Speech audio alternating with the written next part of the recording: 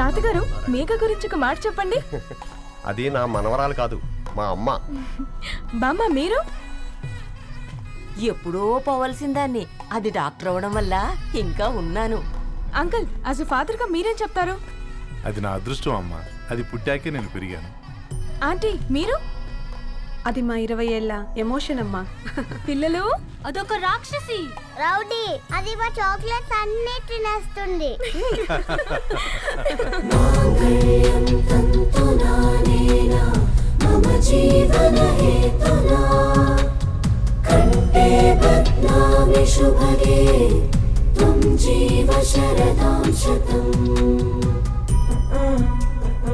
I will be with you for the rest of my life.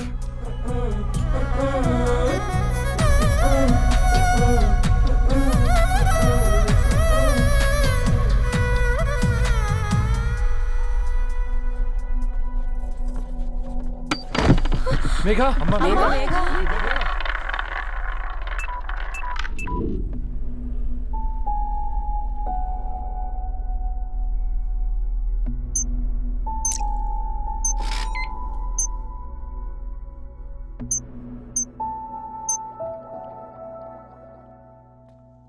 ఏంట్రా అందరూ ఇలా డీలా పడిపోయారు? ఎంగేజ్మెంట్ హడావిడిలో 2 రోజుల నుంచి ఏం తినలేదు కదా, దాంతో కళ్ళు తిరిగి పడిపోయినట్టుంది. లేదు, తను కళ్ళు తిరిగి పడిపోలేదురా. ఏంట్రా ఏమంటున్నావు? అవునరా, తను ఎక్కువ కాలం మనతో ఉండలేదు. ఏంట్రా ఇది? It's a rare genetical disorder. మెడికల్గా దీన్ని స్పింగోహిపోడోసిస్ అంటారు. త్వరలోనే పెళ్లి కూడా పెట్టుకున్నాం, ఇంతలోనే ఇలా ఎలా?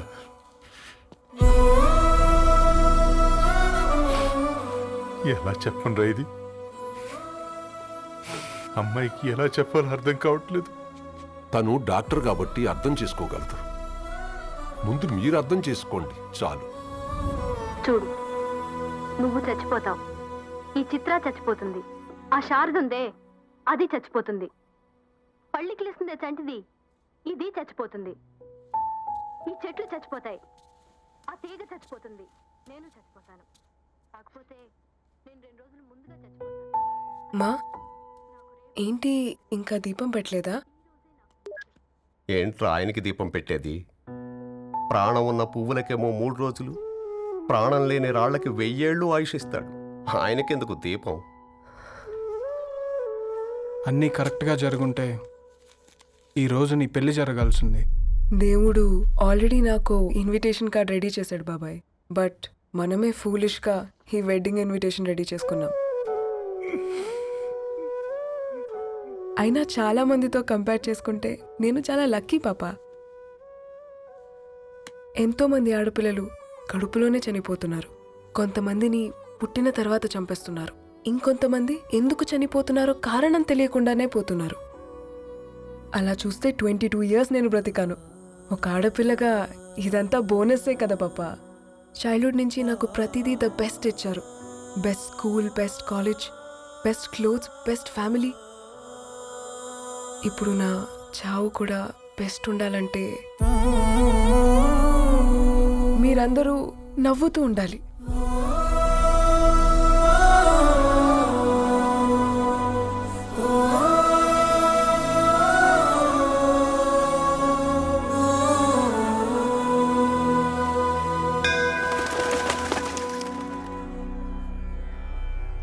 दीर्घायुष्मान भव।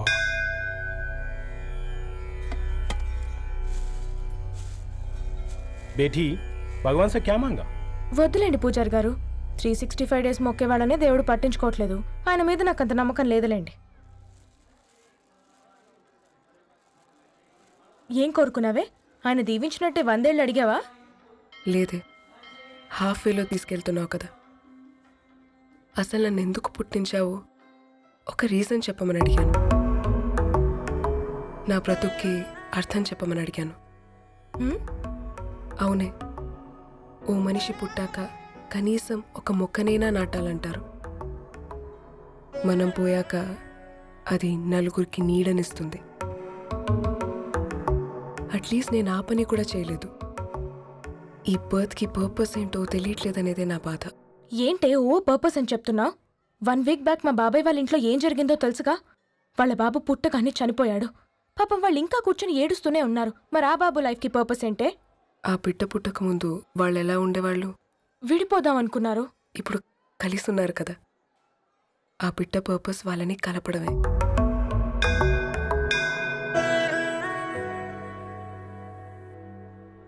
అలాగే నా లైఫ్కి కూడా ఒక పర్పస్ ఉంటుంది. बेटी हाँ? ये लो बजरंगी का सिंदूर अंता मंची जరుగుతుంది ఏం మంచి? आपके नज़र में कीड़ा है ఆయన అందరినీ చూసే విధానంలోనే తేడా ఉందండి. తన మాటలేం పట్టించుకోకండి. Thank you. खुश रहो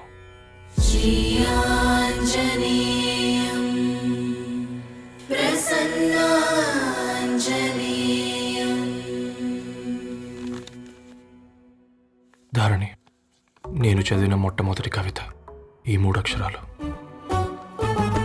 ఏంటి ఇది? ఏదో డైరీలో పేపర్లా ఉంది.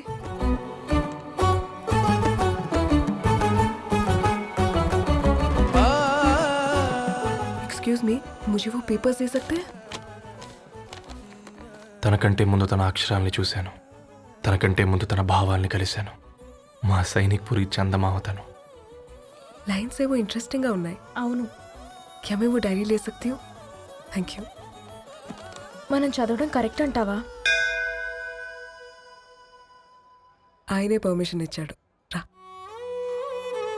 నా పేరు రవి, నేను ఒక పేపర్ బాయ్.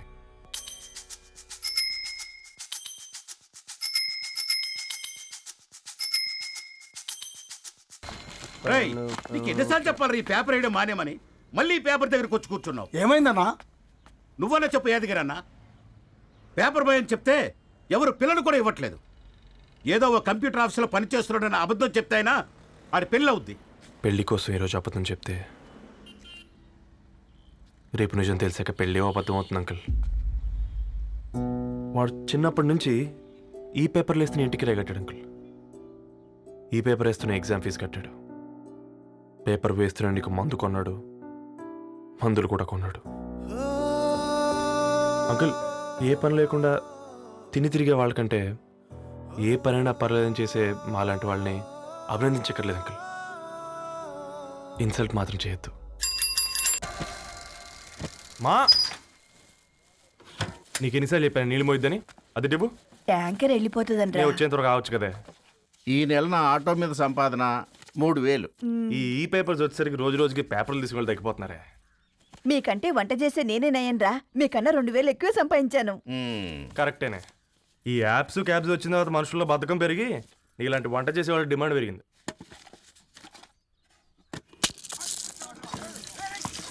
నీళ్లు కూడా పట్టుకునేవరా సచ్చినోళ్ళారా. వీళ్ళ ఆటలేంటో వీళ్ళేంటో రోడ్డు మీద నడవలేకపోతున్నాం. వీళ్ళ దుంప తెగ. ఓకే ఓకే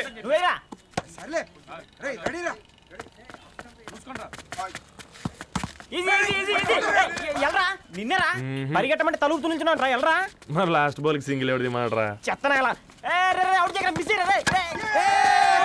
ఆడుకో, నువ్వు ఒక్కడే ఆడుకో. మా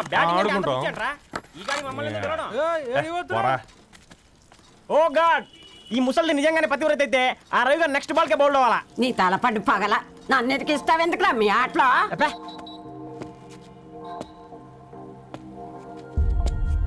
రే రవి, హాస్టల్ నుంచి ధరణి వచ్చిందంట్రా.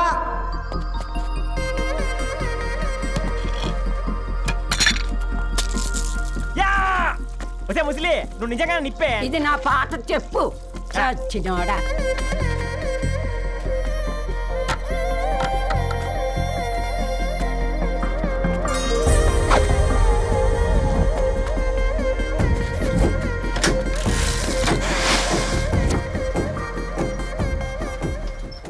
ధారణి, నాకు పరిచయం అయింది పుస్తకాల్లో, దగ్గరైంది అక్షరాల్లో.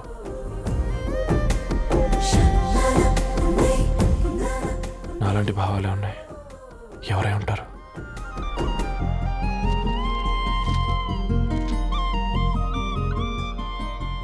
Dharani, daughter of Gadwal Reddy.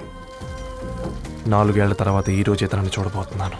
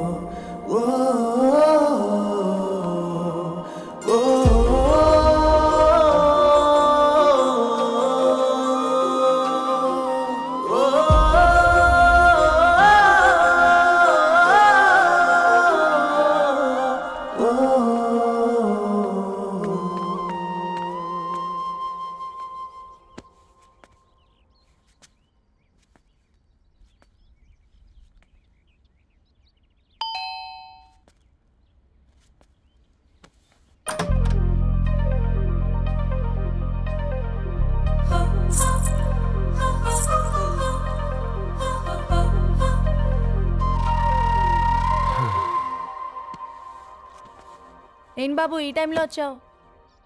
Paper bill కోసం. నెలకి 2 సార్లు ఇవ్వాలా? మొన్నేగా అమ్మగారు ఇచ్చారు. పక్కింటికి వెళ్ళబోయి ఇక్కడికి వచ్చానులేండి. సారీ.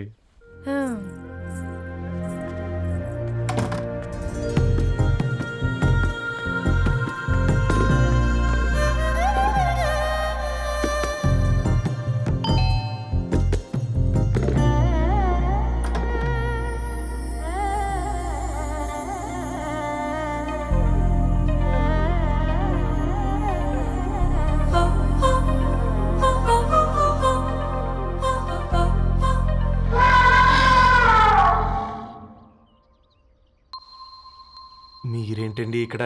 తోడు కోసం వచ్చా. నేను తోడు కోసం వచ్చా. పేపర్ వేయడానికి బెల్ కొట్టాలా? అంటే రెగ్యులర్గా పేపర్ వేయించుకునే వాళ్ళకి చతుర విపుల వీక్లీలు కాంప్లిమెంటరీగా వేస్తున్నారు, కావాలేమోనని. వద్దులేరా నీ చిత్ర. మా ఇంట్లో చదువుకునేటోళ్ళు ఎక్కువయ్యి మాట్లాడేటోళ్ళు తక్కువయ్యారు. పో. తూదీనే అమ్మ జీవితం. పళ్ళులేని కుక్క గరిస్తే సూదులేని ఇంజక్షన్ వేయించుకునే అంట ఈనటోడు. ఆ ఇంట్లో ఉన్న అన్ని వయసులో ఆడాలి దర్శనమైంది కదరా, ఒక్క అమ్మాయి తప్ప. అవునరా, నువ్వు చెప్పింది కరెక్టే. నానితో రోయ్.